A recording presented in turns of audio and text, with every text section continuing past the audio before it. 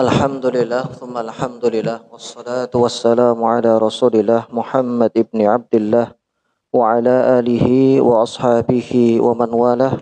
Allahumma la sahla illa ma ja'altahu sahla wa anta taj'alul hazna idha syi'ta sahla. Allahumma sahil umurana wa sahil umur auladana wa sahil umur jami'il muslimin. Bapak Ibu jamaah salat Zuhur Masjid Asy-Syifa yang semoga dirahmati Allah, puji syukur senantiasa kita haturkan kehadirat Allah atas segala karunia, nikmat, inayah dan kesehatan yang Allah berikan kepada kita. Salawat dan salam semoga tercurah kepada Rasul junjungan kita Rasulullah Muhammad sallallahu alaihi wasallam, kepada keluarga beliau, para sahabatnya dan umat beliau yang tetap berpegang kepada agama ini sampai hari berbangkit. Bapak Ibu yang semoga dirahmati Allah, kita melanjutkan kajian kitab Riyadhus Shalihin sampai pada hadis yang ke-235, hadis yang dibawakan oleh seorang sahabat Abu Hurairah radhiyallahu anhu. Abu Hurairah meriwayatkan hadis dari Nabi sallallahu alaihi wasallam. Beliau bersabda sallallahu alaihi wasallam, hadis ini berada dalam rumpun atau bab pembahasan bagaimana seorang muslim membangun satu komunikasi yang baik dengan muslim yang lainnya, membangun persaudaraan yang baik, karena sesungguhnya semangat Islam itu adalah semangat menyatukan, semangat kerukunan, sehingga mereka yang hidup berdampingan dengan muslim, baik antar muslim maupun pemeluk agama lain, itu mereka bisa merasa nyaman, tidak terganggu dengan tangan maupun dengan lisannya, selama masing-masing menjaga hak dan kewajiban dengan tetangganya. Jamaah yang semoga dirahmati Allah, Nabi bersabda, la tahasadu wa la tanajashu wa la tabaghadu wa la tadabaru. Janganlah kalian itu saling hasad, janganlah kalian itu saling mencari-cari atau memata-matai, wa la tabaghadu, dan jangan kalian saling memaki, wa la tadabaru wa la yabi' ba'dukum ala bai'i ba'din. Jangan pula kalian membeli atas sesuatu yang sedang ditawar oleh saudaranya seiman. Hadis ini menjadi salah satu di antara pondasi menjaga komunikasi yang baik dengan seorang muslim. Nabi mengawali sabdanya dengan kalimat atau dengan narasi la tahasadu, janganlah kalian itu saling hasad, saling iri. Jamaah yang semoga dirahmati Allah, disadari atau tidak, iri atau hasad adalah salah satu penyakit hati yang ini ketika menghinggapi atau menjangkiti seorang muslim, ini akan menjadi satu permasalahan tersendiri dalam kehidupan bertetangga dan bersosialisasi, terutama antar muslim. Terkadang ada orang yang melihat pencapaian saudaranya atau orang lain, kemudian dia pengen seperti itu. Jika keinginan itu kemudian dikeluarkanlah segala macam kemampuannya, bersaing sehat, maka ini baik tentunya. Dan di ranah dunia pekerjaan ini akan menjadi satu persaingan yang sehat, yang bagus. Masing-masing menonjolkan etos kerjanya, kemampuannya, skillnya, untuk sama-sama membangun dan mengembangkan perusahaan yang dia bekerja di dalamnya, atau lembaga, atau apapun itu, instansi misalkan. Nah, yang jadi persoalan kemudian ketika bibit-bibit penyakit ini muncul dalam hati dan kemudian syaitan memanfaatkan peluang ini untuk membuat keruh suasana, sehingga kemudian ada yang tidak suka atau ada yang hasad, iri, ingin sesuatu yang diraih oleh saudaranya itu hilang. Jamaah, penyakit ini memang tidak bisa dihilangkan. Kadang tiba-tiba muncul begitu saja, karena keinginan yang belum tercapai. Nah, disinilah dibutuhkan doa yang kuat, permohonan yang sungguh-sungguh kepada Allah agar kemudian Allah meredam gejolak ini. Ini bukan sesuatu yang tidak pernah muncul pada muslim, enggak. Karena kita bukan nabi, jamaah. Kita bukan malaikat. Kita manusia biasa yang naik turun imannya. Kadang hal-hal seperti ini muncul. Ketika jiwa kita lemah, iman kita lemah, hati kita lemah, dan kemudian keinginan ini mendominasi, maka sikap hasad, rasa dengki itu makin besar. dan dia akan memakan kebaikan, akan membakar kebaikan. Karena orang yang hasad kepada orang lain, sejatinya kebaikan dia akan sedikit demi sedikit hangus dan kemudian tidak tersisa. An-naru takulul hatab. Nabi memberikan ilustrasi seperti api yang membakar kayu-kayu. Karena hasad itu ketika menjangkiti pada hati seseorang, dia akan berusaha untuk menjegal di tengah jalan. Dia akan berusaha untuk berbuat tidak fair, dan ini kurang baik dalam lingkungan kita bersosialisasi, bermasyarakat.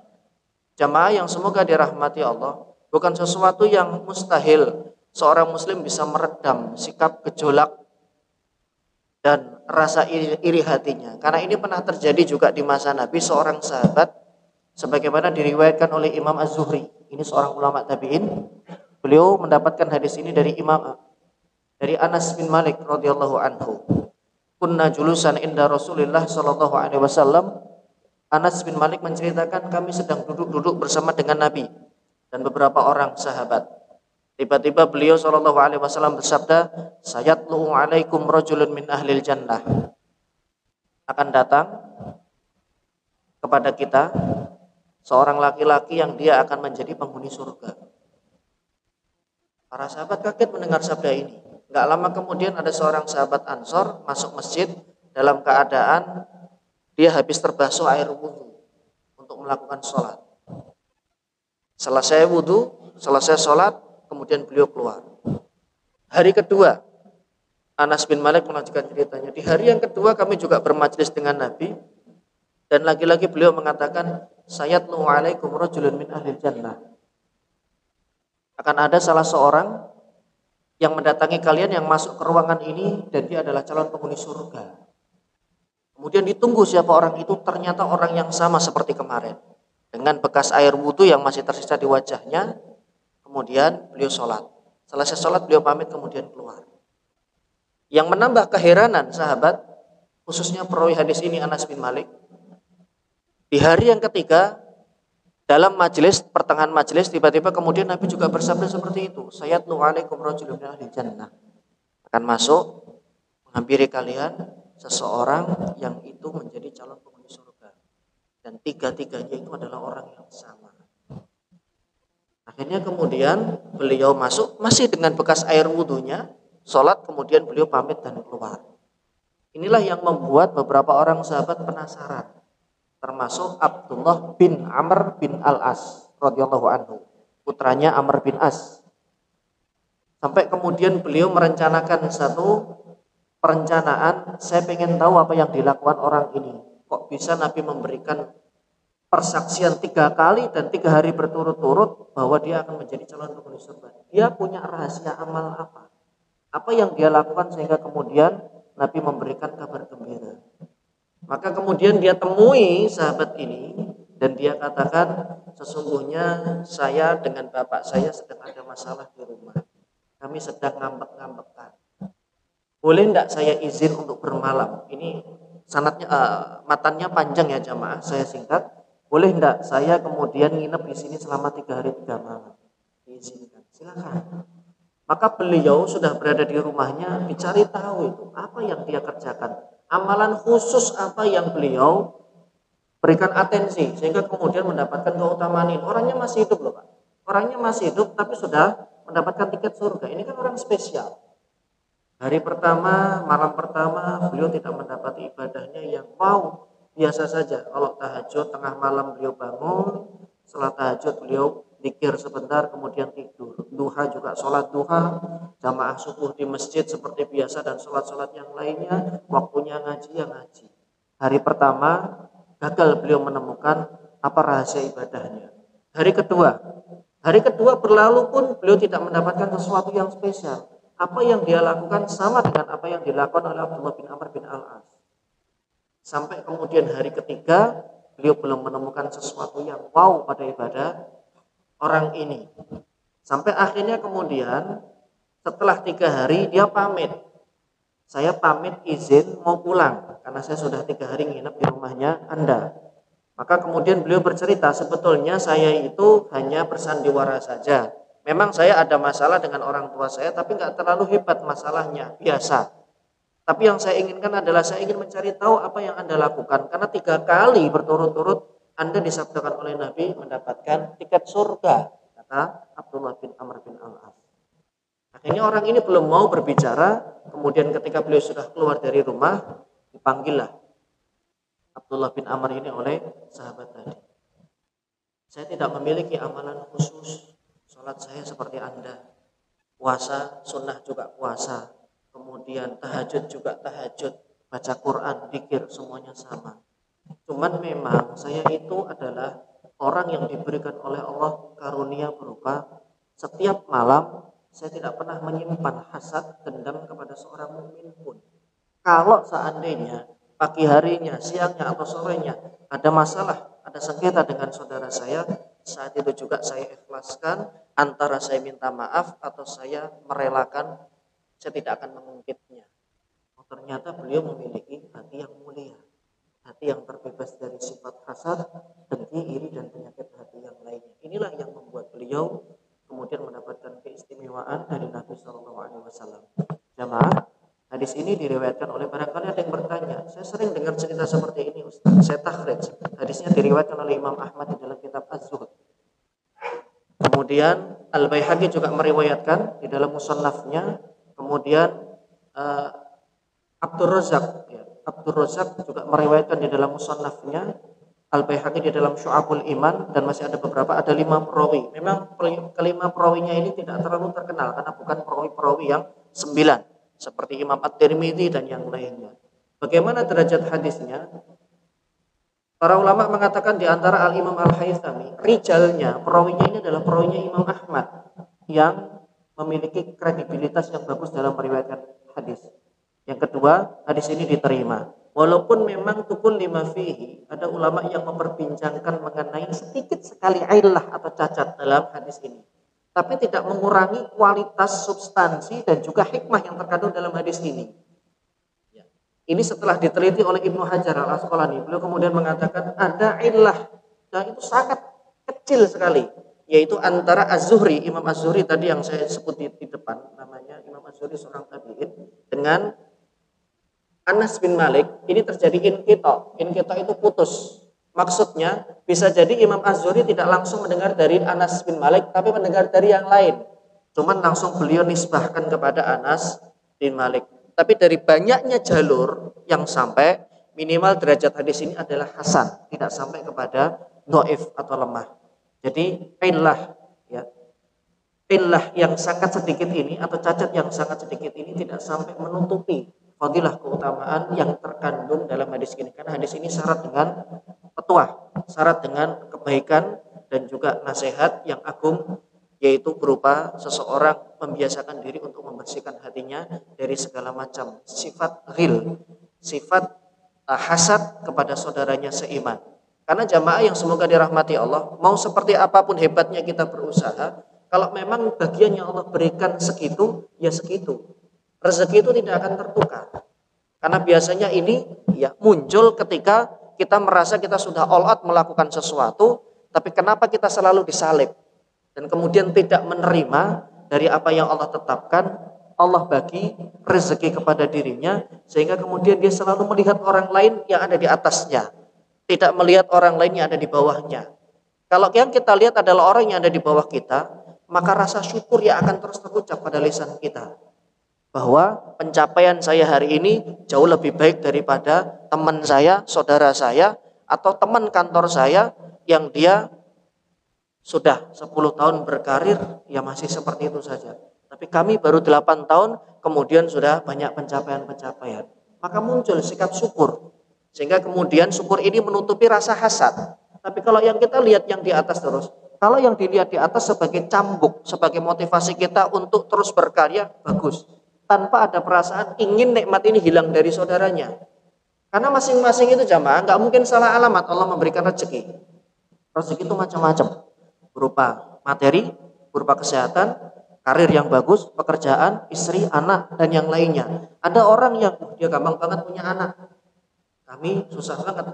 1 mau nambah 2 saja susah. Sehingga kemudian syaitan bermain-main di ranah hati ini dan memunculkan sikap hasad, dengki. Bagaimana caranya biar anaknya itu kemudian terjadi sesuatu, mohon maaf, ya, mudah-mudahan itu tidak terjadi pada kita. Karena ya, saking kurang baiknya sikap ini, hasad ini, sampai-sampai Nabi memberikan ilustrasi, hasad itu akan membakar kebaikan, menghanguskan kebaikan seseorang.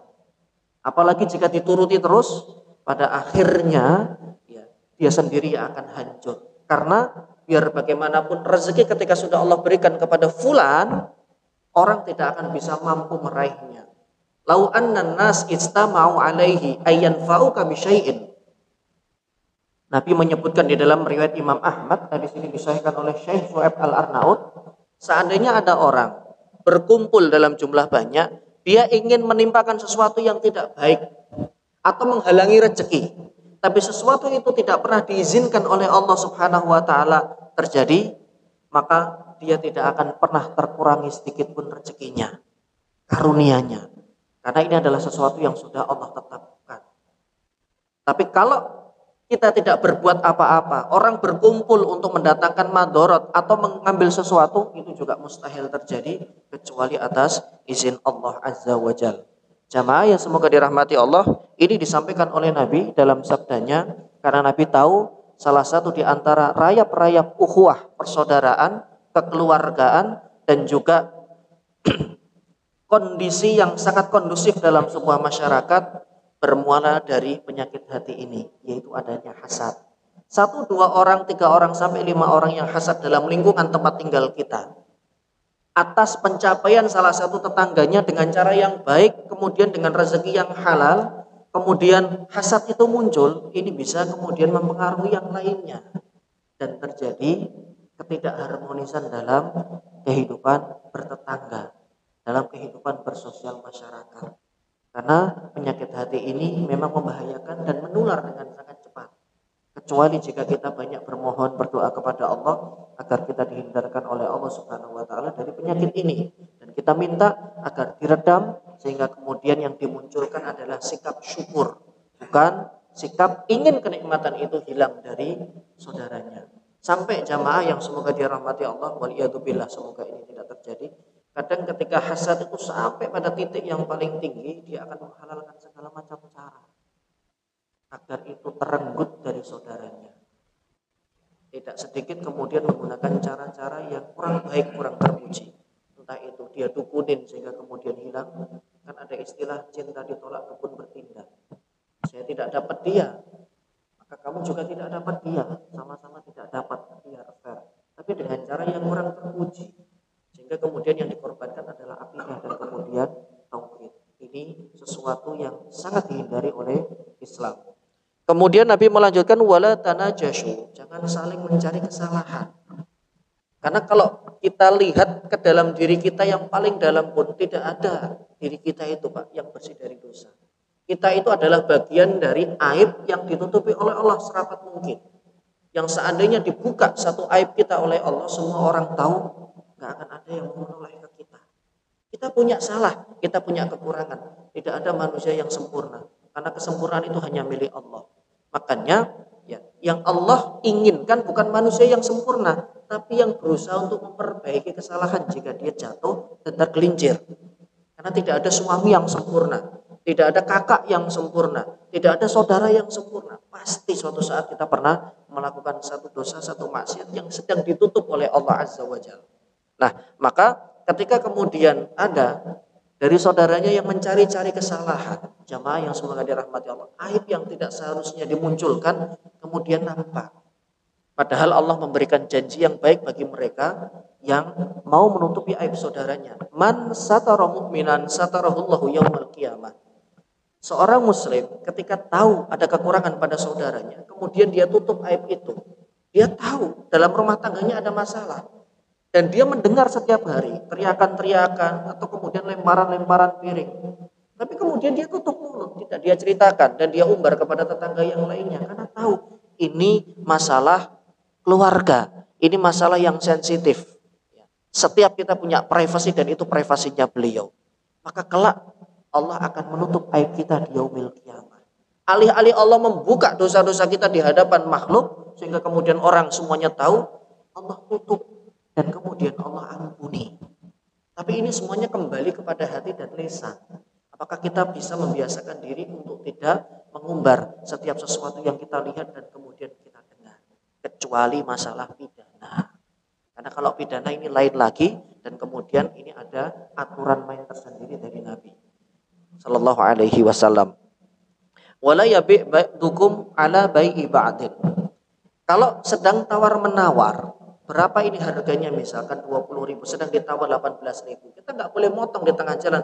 Sudah, saya beli 21.000.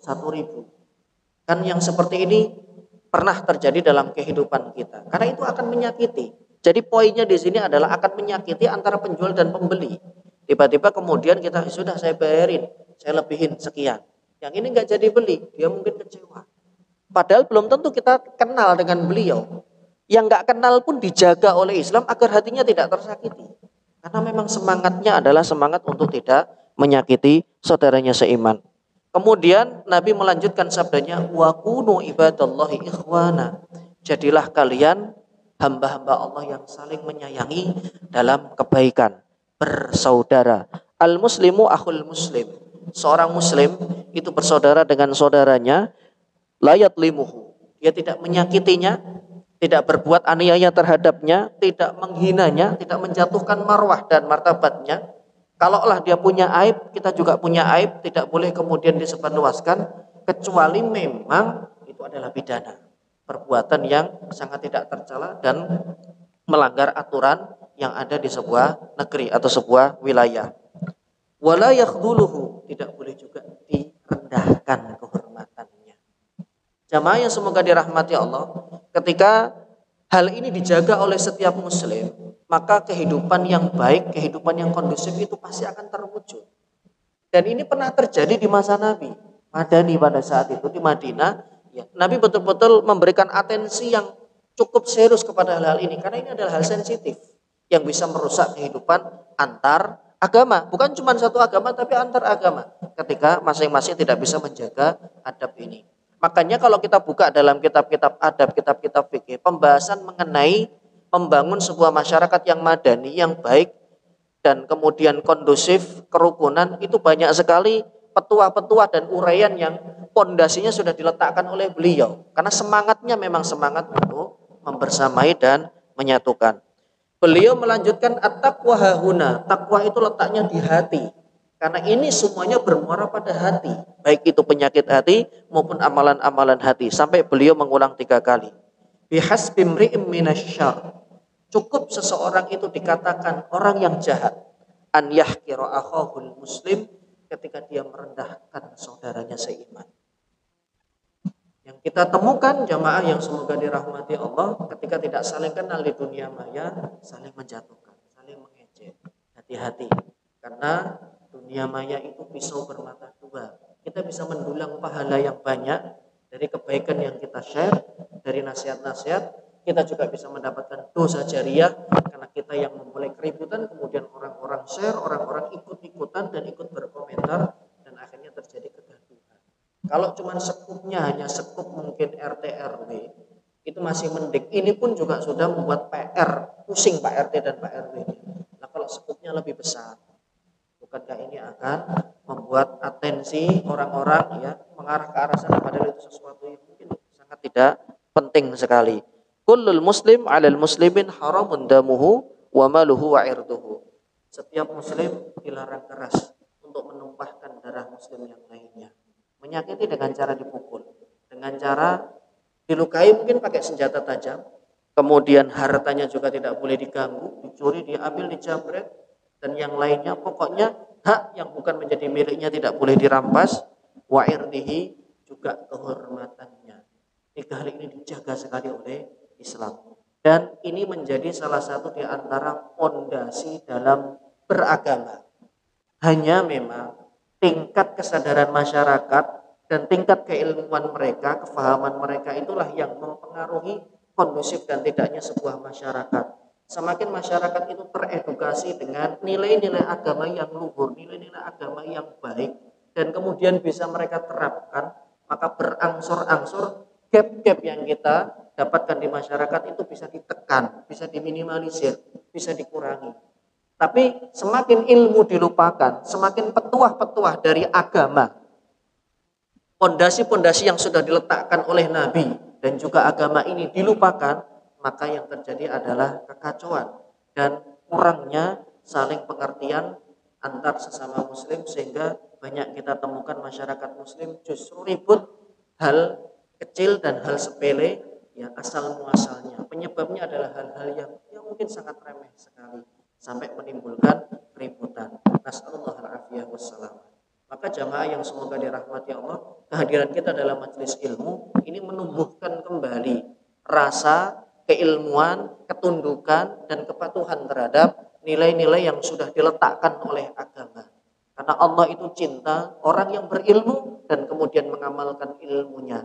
Dari sinilah value nilai dia akan naik di hadapan Allah. Karena setiap ucapan, tindak tanduk itu dia ukur dengan perintah Allah, perintah nabinya, larangan Allah dan juga larangan nabinya. Sesuatu yang tidak bermanfaat dia akan diam, rem. Kenapa? Karena nabinya melarang. Sesuatu yang bermanfaat akan dia sampaikan. Jika ini yang terjadi, maka masyarakat itu akan bisa teredukasi dan berkembang dan kemudian menjadi masyarakat yang hidup dengan tenggang rasa dan juga toleransi yang ada di tengah-tengah masyarakat, dan memang semangat Islam itu adalah semangat menyatukan. Semoga Allah memberikan kita kefahaman, dan yang paling penting adalah Allah menjadikan hati kita adalah hati yang bersih, hati yang mudah mengamalkan segala perintahnya dan menjauhi larangannya, sehingga kemudian kita banyak mendapatkan kebaikan dari itu semua. Subhanaka Allahumma bihamdika asyhadu an la ilaha illa anta astaghfiruka wa atubu ilaik. Sedikit yang bisa kami sampaikan. Billahi taufiq wal hidayah. Wassalamualaikum warahmatullahi wabarakatuh.